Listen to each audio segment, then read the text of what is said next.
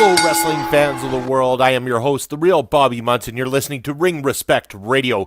And today on the show, we're going to be talking about our review of WWE's Fastlane. We're on the road to Wrestlemania, and Fastlane was the last pay-per-view before the big show coming up on Sunday, April the 8th, live from New Orleans.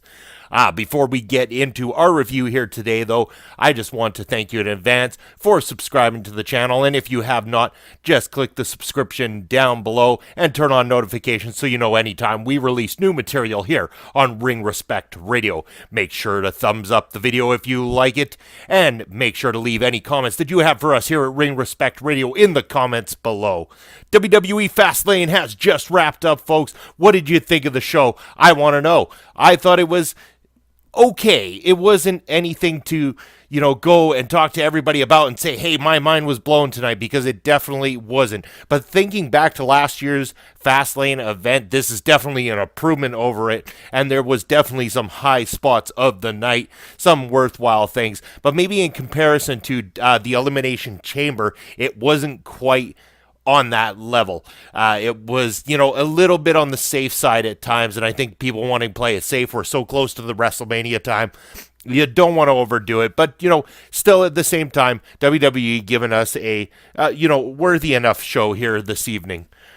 We started off in the kickoff show, a match that I did not know was happening when I did my predictions one. So this one, not really counting towards the predictions anyway. We had the team of Breezango teaming up with Ty Dillinger, the Perfect 10, to take on Shelton Benjamin, Chad Gable, and Mojo Rawley.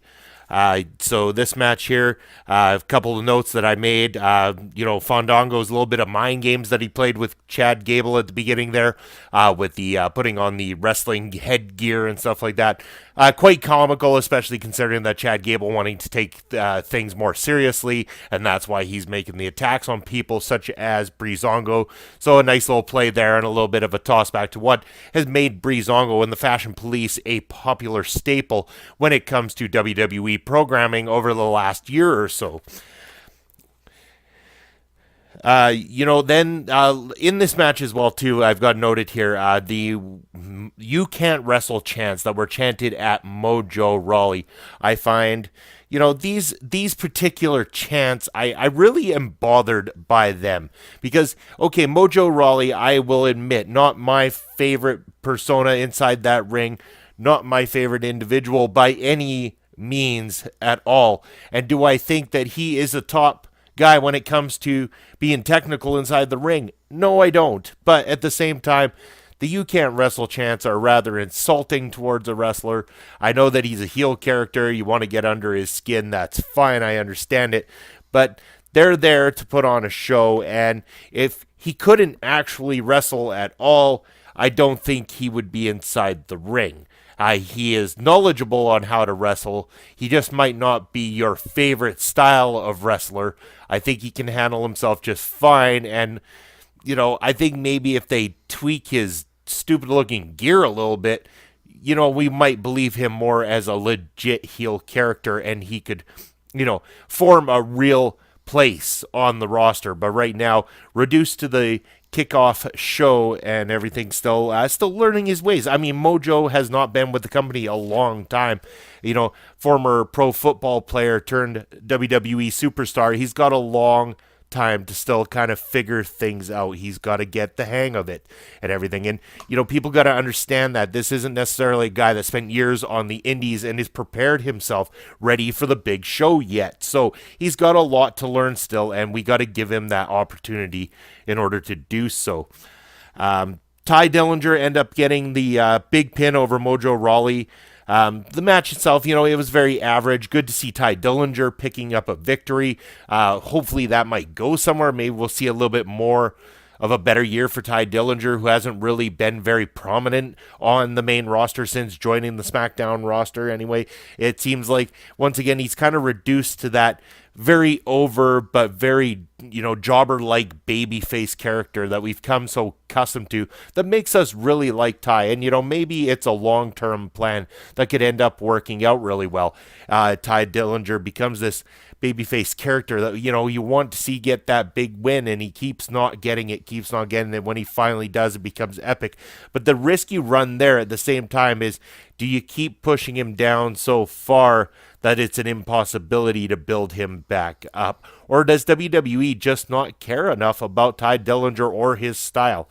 Really hard to say. I guess we'll see what the plans are moving forward after tonight with Ty Dillinger. We head on over to the main show, WWE Fastlane, kicking off with a match between Shinsuke Nakamura, your 2018 Royal Rumble winner and the man with a guaranteed spot for the WWE Championship at WrestleMania 34. He's going to be taking on the very popular, very over Rusev of Rusev Day. Yes, happy Rusev Day, folks. As always, it's always a happy Rusev Day, except maybe not so much today, because Rusev having to go up against Shinsuke Nakamura. The fans very behind both men, despite the best efforts to keep Rusev as a heel character. The Rusev Day thing, very, very over with every single audience that it is in front of. And WWE needs to adhere to it pretty damn quickly, because they're going to lose that momentum if they don't pull the trigger at some point. But you know what, fans? Keep it going. I also heard that there was Rusev Day's chants at a recent Ring of Honor show, so that is fantastic. Keep those Rusev Day chants going, because sooner or later, our voices are going to be heard, and Rusev is going straight to the top. But tonight was not going to be his night. He would come up short against Shinsuke Nakamura. Couple notes on this one. Aiden English came out, did a song. The chants were very, very loud during this moment. That unbelievable Machka kick that Rusev delivered to Shinsuke during the match. Man, that was hit with authority and just looked absolutely beautiful. Piece of artistry right there. It took 2 Kinshasas to finish Rusev off. So the one from behind, followed up by an immediate Kinshasa after that. Shinsuke Nakamura picks up the win. Rusev not booked weak here. He was definitely booked stronger than, you would expect WWE to do so with him in this particular match, especially against the man who's going to be one of the headlines at this year's WrestleMania. So, in that sense, we can hopefully take the silver lining from that they did not make Rusev look like a total chump. He went toe-to-toe with one of the top guys in the company right now. Hopefully they've got some big plans for Rusev Day moving forward, because every day is a happy Rusev Day. Our second match on the card was for the United States Championship. The champion Bobby Roode, the glorious one, taking on the Viper Randy Orton.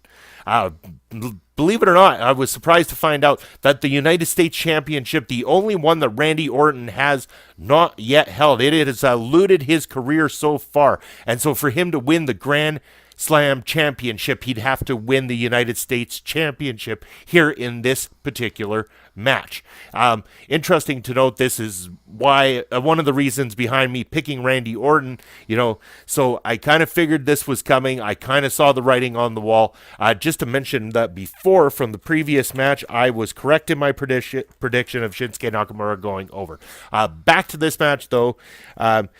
Yes, Jinder backstage was in his wrestling gear. So if anyone was paying attention to the pre-show, Jinder Mahal came out wearing his suit. But by match number 2, they're showing Jinder Mahal backstage in his wrestling gear on a card where he is not scheduled to wrestle. Almost a dead giveaway that we're going to be seeing an interference or some sort of run-in at some point from the modern-day Maharaja. Yes, and that's in fact what we would get later in the night. And this was not one of the only things that would go wrong, in my opinion, with this particular pay-per-view. There's quite a few things production-wise, too. There was some bad camera angles that were done. Oftentimes, camera guys in the wrong spot, and for some reason, person in the truck directing things, picking those particular camera angles. I'm not too sure why.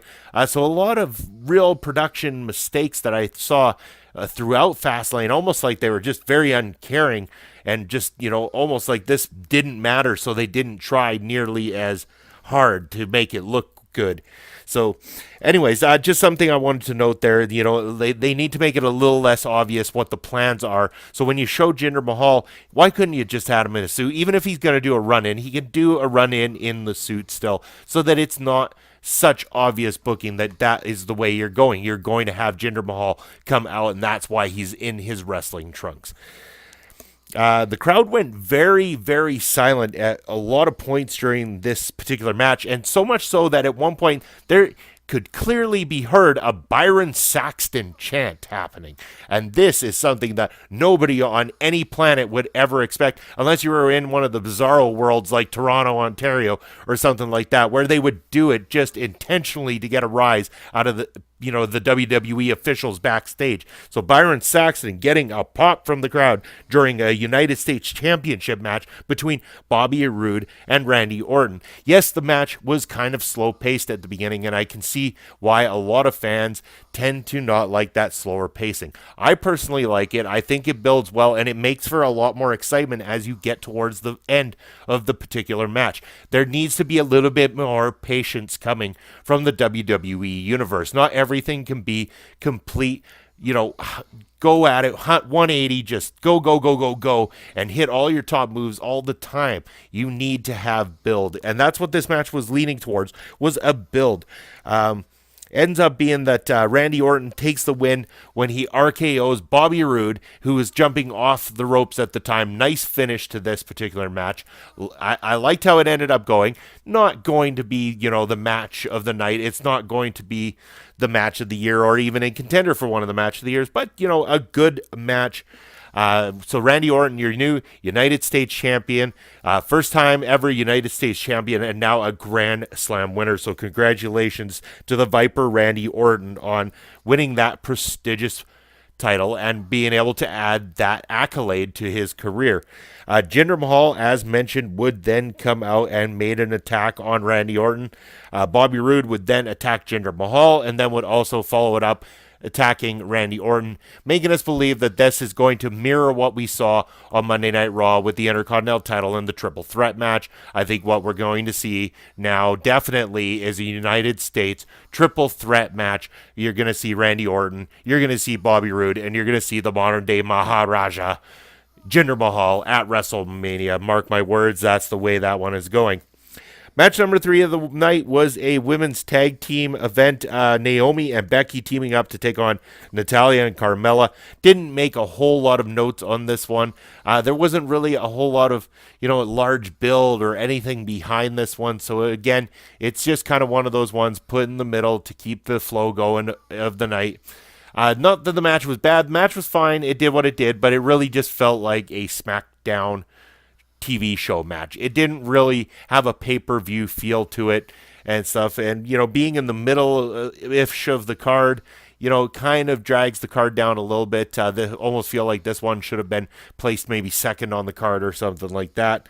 But you know what? It was a good enough match. I was interested to note that Carmella, 266 days now as the Money in the Bank briefcase holder. If she goes on to WrestleMania, I believe that would then make her tied with Seth Rollins as the longest briefcase holder. If she goes past WrestleMania, she would then break that record. So curious to see where WWE is going with Carmella as Money in the Bank contender. I mean, technically she has one full year cycle, so until the next Money in the Bank, maybe she'll wait until Money in the Bank to actually cash in her Money in the Bank. Would be interesting to see that. Carmella getting the pinfall over Becky Lynch. So again, another one I called. I'm 3 for 3 on the predictions of the night here with this one. So Carmella made to look strong, as I said in the predictions video. Hopefully you guys checked that one out too. Match number 4, the SmackDown Live Tag Team Championship match. The Tag Team Champions, the Usos, taking on the New Day. Usos have never contended at WrestleMania. That is an interesting thought for a team that is so strong and so great like the Usos. Great performers, and they have never contended on WrestleMania.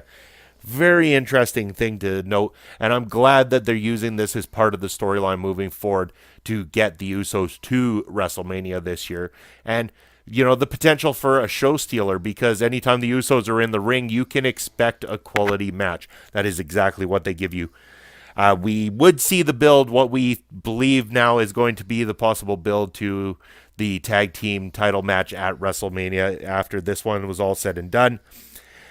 So yes, the teams were basically essentially taking on each other. This time, they've given us such classic matches. This time they were using each other's movesets to try to surprise their opponents and take that victory. So giving us something a little bit different. But the big difference maker here would be the match ending in no contest. The Bludgeon Brothers, Harper and Rowan, making their entrance out, and a total annihilation of all 5 men. All 3 members of the New Day and both of the Usos were completely annihilated. There was that big power bomb, Xavier Woods down onto the steps. So very, very interesting that the Bludgeon Brothers come out and completely destroy 5 top contenders within the tag team division, making it very clear that the Bludgeon Brothers in the tag team title picture as we move forward to WrestleMania. Looking like this one could also be another triple threat, like we need another triple threat at WrestleMania. Hopefully they maybe decide to change that up. Maybe I said before in my predictions video about the U.S. title maybe being a ladder match. Maybe we could turn the tag title match into a ladder match. Then you can throw in Benjamin and Gable into the mix. You could throw Breezango into the mix, and we could even throw in Rusev Day into the mix there and have ourselves 6 teams and a classic ladder match at WrestleMania. Could end up being interesting. Again, don't think that's the way it's going to go. Probably going to go in the way of this triple threat that we're seeing develop here. So we'll wait and see how it pans out. I guess this week on SmackDown, we'll hopefully get to those answers, because it would be nice if now we start building. We build now for WrestleMania, because we are only like a month away, guys. It's a short month away until April the 8th and WrestleMania. So next up, the Women's Championship match, contended against champion Charlotte taking on Ruby Riott of the Riott Squad. The match looking like it's going to be a one-on-one encounter at first, as the Riott Squad not present.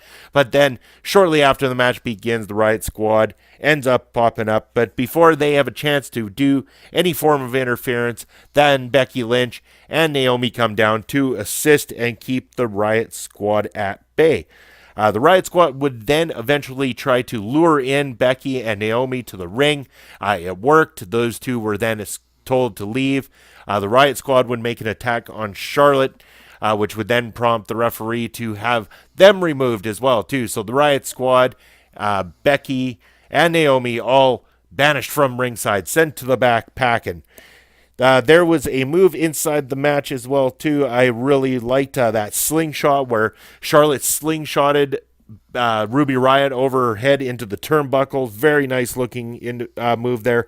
The figure 8 ends up being the big victory here. Ruby Riott tapping out to the figure 8 leg lock.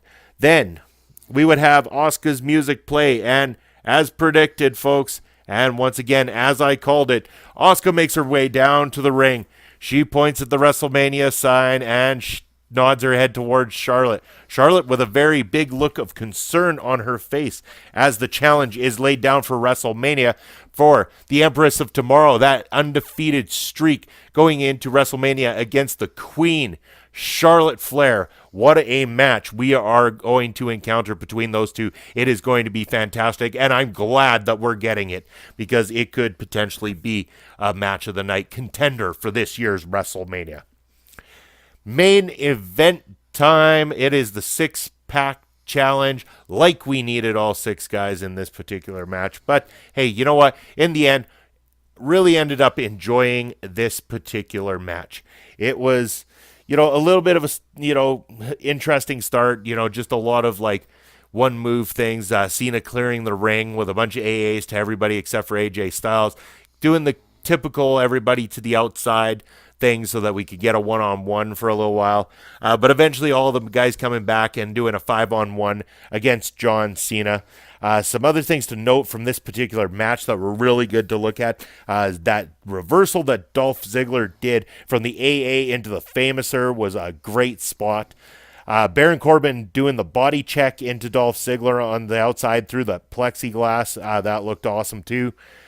Cena then gave an AA to Styles through the announce tables on the outside really made you start to kind of bite your nails thinking that, oh my God, are they going to pull the trigger on a John Cena victory here tonight?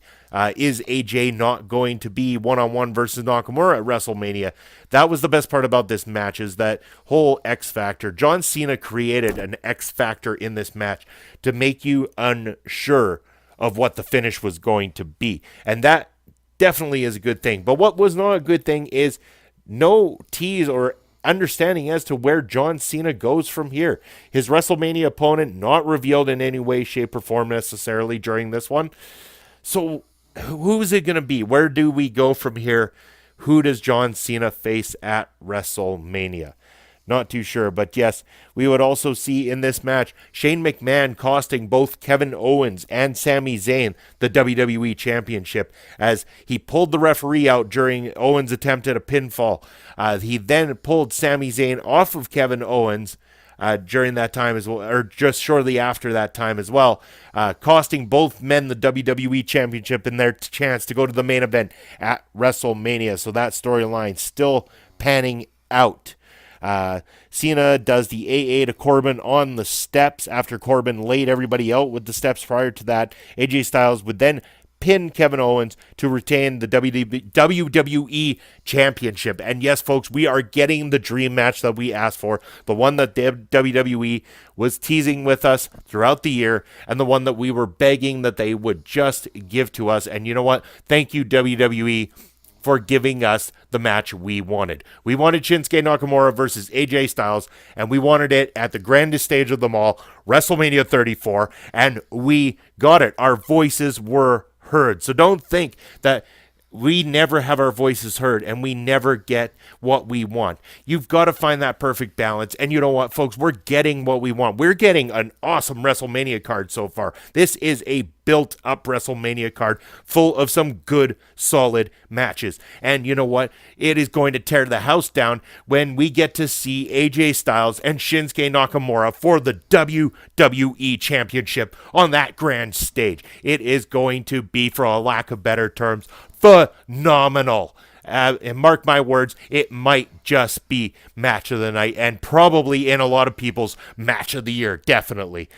Anyways, that was my review of Fastlane. Did I like it? Yeah, it was okay. It wasn't my favorite show. Probably going to be one of the, lower points of the year, I'm thinking, just because everybody playing it a little bit safe. But we did get, a great main event. Can't deny that. Charlotte, Ruby Riott, definitely a good match there. But just some slower pacing, a little bit safer side kind of thing, kept this one from really being ignited into something amazing. But again, compared to last year's Fastlane, this was head over heels better than last year's Fastlane, for sure. So now we get excited because now we truly heading into WrestleMania. Just a matter of weeks away, folks. Sunday, April the 8th. It is coming up fast. So that is going to be it for this edition of Ring Respect Radio. I just want to say before we head out today that if you want an opportunity and you are in the Saskatoon, Saskatchewan, Canada area, you want to go on April 27th, that's a Friday, April 27th, to the city that rhymes with fun, Regina, Saskatchewan, to check out HIW Canada's Spring Meltdown. It is their big show down in Regina, and there is a party bus heading down for all of us Wildside fans to invade their show. Tickets are $80 and very limited. $80 gets you onto the bus, into the show, and a commemorative 20th anniversary HIW t-shirt and a possible group photo with the big guy, Ryback, who is the special guest on the show. If you want to find out how you can get on this party bus and head on down to HIW Canada's Spring Meltdown, then make sure to go ahead and contact me directly. I will leave an email address here for you to check out. Get a hold of me and I can let you know. I can put you through to the right people in order to get your tickets for the party bus heading on down to HIW Canada's Spring Meltdown. So yes, as I mentioned, Ryback going to be on that show. It is going to be a great card there in Regina. Let's go show them how we do things in Saskatoon. Let's fill this party bus and head on down there and be the loudest part of the crowd that very night. So I want to thank Specklebellies, who is putting that together. So again, contact me for any questions on how to get on this party bus and be able to get on down to that show. That's going to be it for this edition of Ring Respect Radio as we reviewed WWE Fastlane. Thank you for tuning into the show. And as always, make sure to hit the subscribe button down below. Turn on notifications so you know anytime we release new material here on Ring Respect Radio. And go ahead and give this video a thumbs up if you like it. Until the next time, you either get real or get Munson. Bobby out.